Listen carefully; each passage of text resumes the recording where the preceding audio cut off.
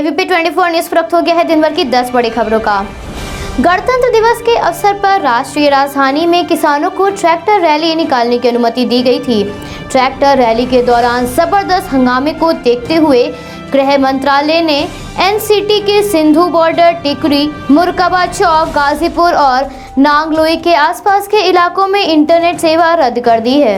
यह सेवाएं अगले आदेश तक बंद रहेंगी। तो वहीं हरियाणा के 3 जिले सोनीपत, झज्जर और पलवल में इंटरनेट सेवाएं शाम 5 बजे तक बंद की गई हैं। इंटरनेट सेवा बंद होने के कारण बच्चों की ऑनलाइन कक्षाओं पर भारी प्रभाव पड़ रहा है। कोविड-19 महामारी के मद्देनजर अभी सिर्फ 10वीं और 12वीं के छात्रों के लिए स्कूल खोले गए हैं, बाकी बच्चों की पढ़ाई ऑनलाइन चल रही है। इंटरनेट सेवा बाधित होने से बच्चों को पढ़ाई करने में परेशानी हो रही है। तो वहीं वर्क फ्रॉम होम करने वाले लोगों को भी काफी मुश्किलों का सामना करना पड़ रहा है।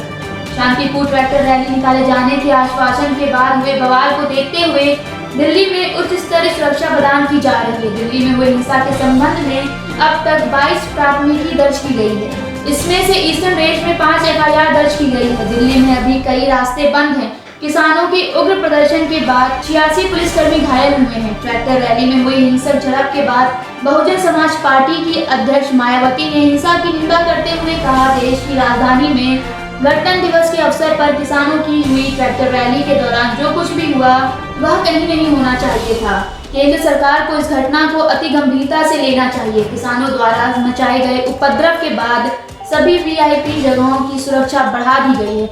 भारी संख्या में दिल्ली पुलिस और अर्धसैनिक बल तैनात किए गए हैं। PM आवास पर HM की तरफ से जाने वाले मार्गों पर नजर रखी जा रही है। वहीं भारतीय किसान यूनियन के प्रवक्ता राकेश टिकैत ने कहा, जिसने झंडा फहराया वह आदमी कौन था? एक कौम को बदनाम करने की साजिश पिछले 2 महीने से चल रही है। जो आदमी हिंसा में पाया जाएगा उसे स्थान छोड़ना पड़ेगा और उसके खिलाफ सख्त कार्रवाई की जाएगी।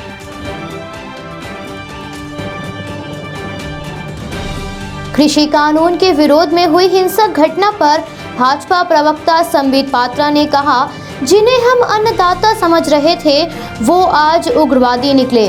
पात्रा ने आगे किसानों द्वारा मचाए गए बवाल पर कहा, अन्नदाता को बदनाम न करो, उग्रवादी को उग्रवादी ही बुलाओ। इसके साथ ही संबित पात्रा ने एक वीडियो साझा की जिसमें एक प्रदर्शनकारी कथित तौर पर तिरंगा झंडा फेंकते हुए देखा जा सकता है। प्रदर्शनकारी एक स्तंभ पर चढ़ा हुआ दिख रहा है जिसमें उसे भीड़ में से किसी एक व्यक्ति ने तिरंगा थमाया, लेकिन वह उसे देता है और एक अन्य झंडा हाथ में लेकर उसे फहराता है। पात्रा ने इस वीडियो पर अपनी प्रतिक्रिया में कहा, तिरंगे का अपमान दुखद और शर्मनाक है। भाजपा के प्रवक्ता सैयद जफर इस्लाम ने कहा, भीड़ में शामिल लोगों को आतंकवादी क्यों नहीं कहा जाना चाहिए? हमारे बहादुर जवान भीड़ से खुद को बचाने के लिए दीवार के नीचे कूद रहे हैं। इसके बावजूद उन्होंने पूरी सहनशीलता बरती। लोक जनशक्ति पार्टी के अध्यक्ष चिराग पासवान ने गणतंत्र दिवस के अवसर पर किसानों के इस व्यवहार पर निंदा करते हुए कहा, गणतंत्र दिवस के अवसर पर जिस तरीके से उपद्रवी तत्वों द्वारा आंदोलन की आड़ में अपराध किया गया वह किसी भी कीमत पर स्वीकार्य नहीं है। लोक जनशक्ति पार्टी इस प्रकार के व्यवहार की आलोचना करती है।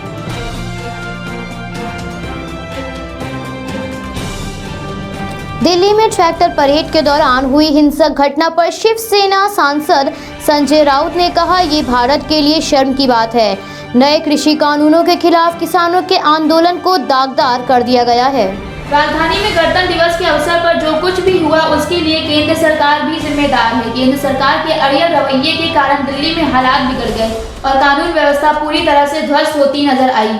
किसी और पार्टी की सरकार होती तो अब तक इस्तीफे की मांग हो चुकी होती। ट्रैक्टर परेड का लक्ष्य कृषि कानूनों की वापसी और फैसलों के लिए न्यूनतम समर्थन मूल्य की गारंटी की मांग करना था, लेकिन हजारों की संख्या में किसान समय से पहले विभिन्न सीमाओं पर लगे अवरोध को तोड़ते हुए दिल्ली में प्रवेश कर गए और परेड के लिए जो रास्ते तय किए गए थे उसकी भी अवहेलना की गई। किसानों की हरकत के बाद पुलिस और किसानों के बीच झड़प हुई, जिस वजह से पुलिस को लाठीचार्ज और आंसू गैस के गोलों का इस्तेमाल करना पड़ा।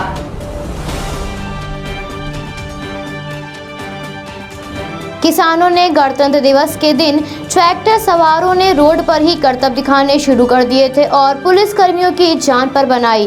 किसानों की ट्रैक्टर परेड के दौरान हुई हिंसा में कुल 86 पुलिसकर्मी घायल हुए हैं। दिल्ली के नॉर्थ डिस्ट्रिक्ट के घायल पुलिसकर्मियों को उपचार के लिए सिविल लाइन अस्पताल के ट्रॉमा सेंटर में भर्ती करवाया गया है, जबकि 18 घायल पुलिसकर्मियों को उपचार के लिए लोकनायक जयप्रकाश अस्पताल में भर्ती कराया गया है। आपको बता दें, हिंसा पर काबू पाने के बाद गृह मंत्रालय में बैठक हुई। गृह मंत्री अमित शाह द्वारा बुलाई गई बैठक 2 घंटे तक चली।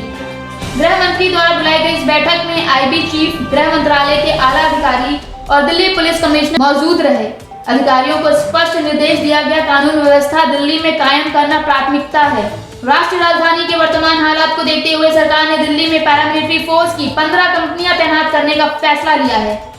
इसमें 10 कंपनियां सीआरपीएफ की और 5 कंपनियां अन्य पैरामिलिट्री फोर्स की होंगी।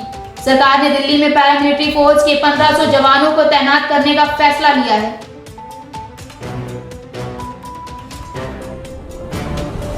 रिपब्लिक डे पर दिल्ली में शांतिपूर्ण तरीके से निकाली जा रही ट्रैक्टर रैली अचानक हिंसा में तब्दील हो गई। उग्रवादियों ने सड़क पर हंगामा काटा और पुलिस वालों को भी दौड़ाया। वहीं पुलिस और किसानों के बीच जमकर भिड़ंत भी हुई। कई किसान घायल हुए तो कई पुलिस वाले भी घायल हुए। वहीं किसानों का एक बड़ा तबका इन हिंसक घटनाओं का विरोध कर रहा है और इसका आरोप कुछ चुनिंदा लोगों पर लगाया जा रहा है। ऐसे ही कुछ किसान नेताओं ने दीप सिद्धू पर किसानों को भड़काने का और हिंसा फैलाने का आरोप लगाया है, जिसके बाद दीप सिद्धू ने फेसबुक पर लाइव आकर कहा कि हमने प्रदर्शन के अपने लोकतांत्रिक अधिकार के तहत निशान साहिब का झंडा लाल किले पर फहराया, लेकिन भारतीय झंडे को नहीं हटाया गया। वहीं योगेंद्र यादव ने कहा, दीप सिद्धू और गैंगस्टर से नेता बने लखा सिधाना ने पिछली रात सिंधु बॉर्डर पर भी किसानों को भड़काने की कोशिश की। योगेंद्र यादव ने आगे कहा, इस बात की जांच होनी चाहिए कि किस प्रकार एक माइक्रोफोन के साथ दीप सिद्धू लाल किले तक पहुंच गया। भारतीय किसान यूनियन के हरियाणा प्रदेश अध्यक्ष गुरु नाम सिंह ने भी दीप सिद्धू पर आरोप लगाते हुए कहा कि दीप सिद्धू ने किसानों को भड़काया और उन्हें मिसगाइड किया। आपको बता दें, कुछ एक्टिविस्ट और कलाकारों ने भी सिंधु बॉर्डर यानी दिल्ली हरियाणा पर चल रहे किसान आंदोलन को 25 सितंबर के दिन अपना समर्थन देने का निर्णय लिया।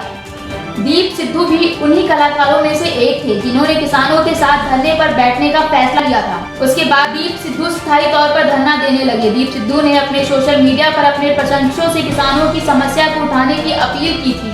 इसी बीच बहुत से किसानों ने दीप सिद्धू की भागीदारी का विरोध भी किया और नरेंद्र मोदी और सनी देओल के साथ की तस्वीरों के आधार पर उन्हें आरएसएस और भाजपा का एजेंट भी कहा। वहीं सनी देओल ने ट्वीट करके कहा कि आज लाल किले पर जो हुआ उसे देखकर मन बहुत दुखी है। मैं पहले भी 6 दिसंबर को ट्विटर के माध्यम से ये साफ कर चुका हूं कि मेरा या मेरे परिवार का दीप सिद्धू के साथ कोई संबंध नहीं है।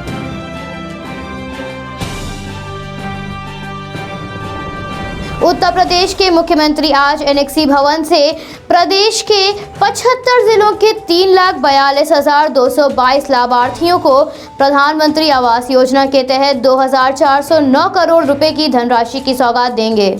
इस कार्यक्रम में मुख्यमंत्री के साथ नगर विकास मंत्री, शहरी समग्र विकास, गरीबी उन्मूलन विभागीय नगरीय समग्र विकास, कैबिनेट मंत्री आशुतोष टंडन और राज्य मंत्री महेश गुप्ता भी उपस्थित रहेंगे। कार्यक्रम में मुख्यमंत्री प्रदेश के 5 जिलों के 5 लाभार्थियों से वीडियो कॉन्फ्रेंसिंग के माध्यम से संवाद करेंगे। इस कार्यक्रम का प्रसारण ऑनलाइन भी किया जाएगा। इस कार्यक्रम के माध्यम से एनआईसी सभागार से मुख्यमंत्री लाभार्थियों के साथ जुड़ेंगे। इसमें स्थानीय जनप्रतिनिधि भी उपस्थित रहेंगे। मुख्यमंत्री के गृह जनपद गोरखपुर में योजना के तहत 2200 लाभार्थियों को धनराशि प्रदान की जाएगी। प्रधानमंत्री शहरी आवास योजना के अंतर्गत लाभार्थियों को आवास बनाने के लिए 2.50 लाख रुपए दिए जाएंगे, जिसमें पहले किस्त में 50,000, दूसरी किस्त में 1.50 लाख और तीसरी किस्त में 50,000 दिए जाएंगे।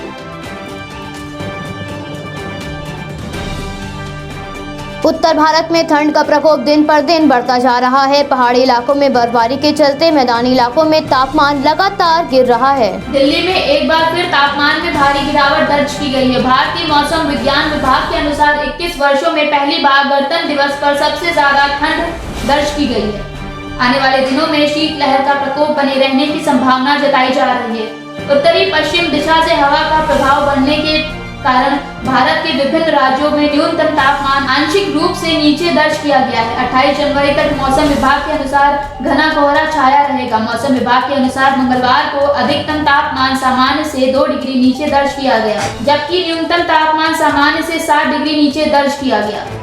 स्काईमेट वेदर के मुख्य मौसम विज्ञानी महेश पलावत के अनुसार इस वर्ष सर्दी का मौसम अपेक्षाकृत लंबा रहेगा, जिस वजह से जनवरी के महीने में भी शीतलहर का प्रकोप बना हुआ है। हिमालय क्षेत्र में बर्फबारी का असर भी राष्ट्रीय राजधानी के तापमान में दिखाई दे रहा है। तमिलनाडु में चुनावी सरगर्मियां। AIADMK की महासचिव शशिकला जेल से छूट गई हैं। आय से अधिक संपत्ति केस में सजा काट रही शशिकला की रिहाई की सभी कानूनी प्रक्रिया पूरी कर ली गई हैं। यानी वह आधिकारिक तौर पर जेल से बाहर हो गई। आपको बता दें, कोरोना वायरस से संक्रमित होने के चलते शशिकला पहले से ही अस्पताल में भर्ती हैं। उनका बेंगलुरु के अस्पताल में इलाज चल रहा है। ऐसे में अस्पताल से छुट्टी मिलते ही वह अपने परिवार के पास जा सकेंगी। शशिकला के भतीजे टीटीवी दिनाकरण ने 2 दिन पहले ही इसकी सूचना देते हुए कहा था कि 27 को वो रिहा हो जाएंगी और डॉक्टरों से चर्चा के बाद अस्पताल से डिस्चार्ज की भी जानकारी दी जाएगी।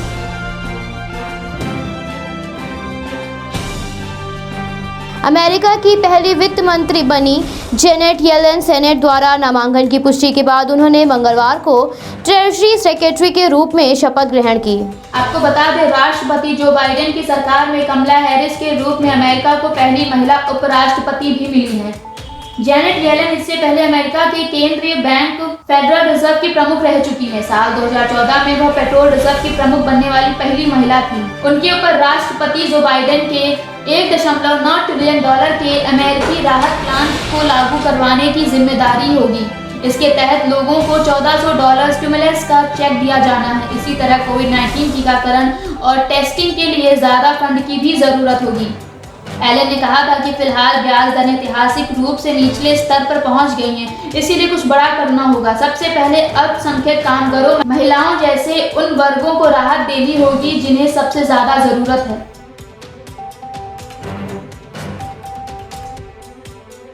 इंग्लैंड के सलामी बल्लेबाज जॉनी बेयरस्टो ने कहा, आराम की अवधि पूरी करने के बाद वो भारत के खिलाफ टेस्ट सीरीज में खेलने को लेकर उत्साहित हैं।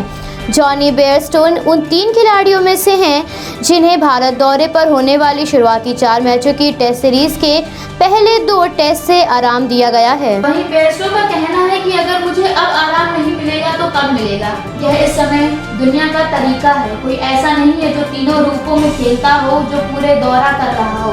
आपको बता दें, विकेट कीपर बल्लेबाज जॉनी बेयरस्टो को 2019 के बाद पहली बार हाल ही में समाप्त हुए श्रीलंका दौरे के लिए टीम में शामिल किया गया, जिसके बाद वो ड्रेसिंग रूम में जाकर भावुक हो गए और कहा, आप सीरीज जीतते हैं तब हार नहीं मानते। ये खास है, मैं बड़ा स्कोर बनाना चाहता था, लेकिन जितना भी रेड बॉल अनुभव है मुझे, इसे देखते हुए मैं अपने खेल के लिए खुश हूँ।